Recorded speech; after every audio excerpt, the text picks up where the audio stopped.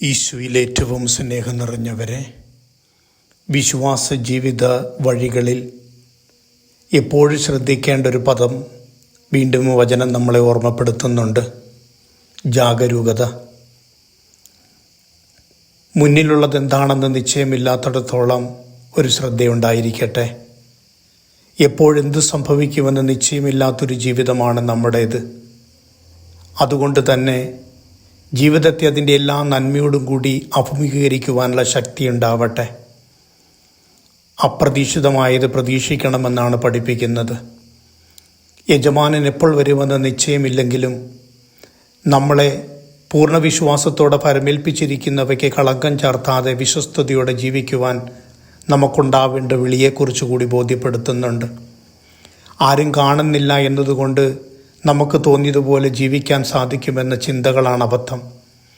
യജമാനൻ എപ്പോൾ വരുമെന്ന് നിശ്ചയമില്ലാത്തിടത്തോളം നിശ്ചയദാർഢ്യത്തോടെ, വിശ്വസ്തയോടെ, വിനയത്തോടെ, വിവേകത്തോടെ ജീവിക്കുവാൻ നമുക്കും പരിശ്രമിക്കാം.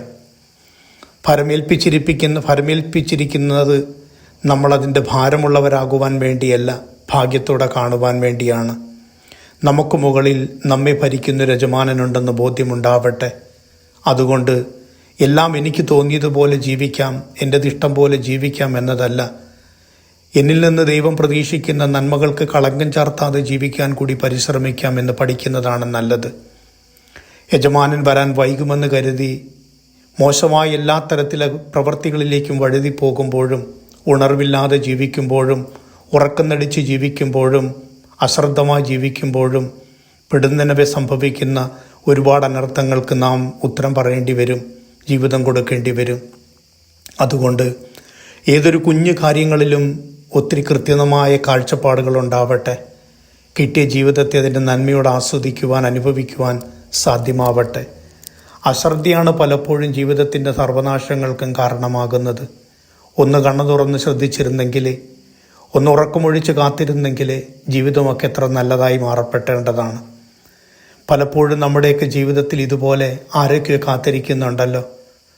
വൈകി വരുന്ന മക്കൾക്ക് വേണ്ടി വാതിൽ തുറന്നു കൊടുക്കുവാൻ കാത്തിരിക്കുന്ന മാതാപിതാക്കളെ കണ്ടിട്ടുണ്ടാകുമല്ലോ. കാത്തിരിക്കുന്ന ചിലപ്പോൾ സമയത്തിൻ്റെ കണക്ക് പോലുമില്ലാതെ സൗഹൃദങ്ങൾ ഉണ്ടാവുന്നുണ്ടല്ലോ. നമ്മളുടെ ജീവിത ആവശ്യങ്ങൾ നിറവേറ്റി തരുവാനായിട്ട് ഏറ്റവും ശ്രദ്ധയോടുകൂടി നമുക്ക് വേണ്ടി സമയവും സാഹചര്യവും നീക്കിവെക്കുന്ന എത്ര നല്ല മനുഷ്യരുണ്ടാവുന്നുണ്ട്.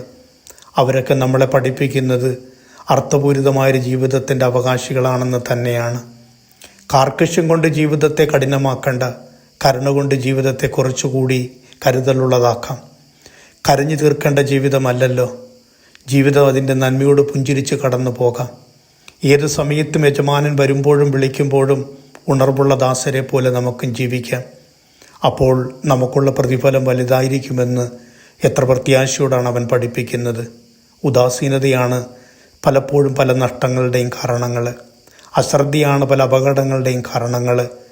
ഏൽപ്പിക്കപ്പെട്ട കാര്യങ്ങളിൽ വിശ്വസ്തതയില്ലായ്മയാണ് പല നന്മകളും നമ്മളിൽ നിന്ന് ചോർന്നു പോകുന്നതിൻ്റെ കാരണങ്ങളും.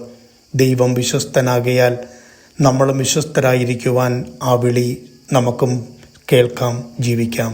ആമേൻ.